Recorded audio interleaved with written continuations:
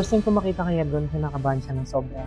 Kasi yung mga nakaraan, kinakabahan naman siya. Pero alam kong dala lang yun ng kaba kasi magpa-perform ulit sila sa stage. But ngayon, yung kaba na nararamdaman ko sa kanya is kaba na parang baka hindi niya magawa yung dapat niyang gawin. Yun yung kaba na nararamdaman ko. And tama yun.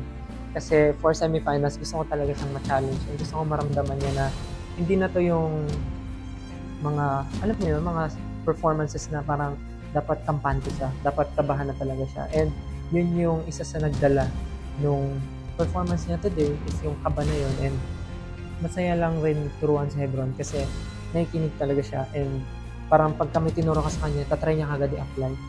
Sabihin ko 8, ready na si Hebron. Kasi sabi ko nga marami pa kami tatry din ayusin pa, linisin. But sa nakita ko ngayon, talagang tinatry niyang gawin yung best niya.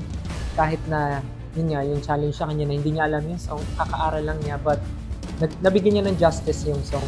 Sa napakita niya today, sobrang happy and excited ako makita siya doon na maging ready ng 10%. 100 pala.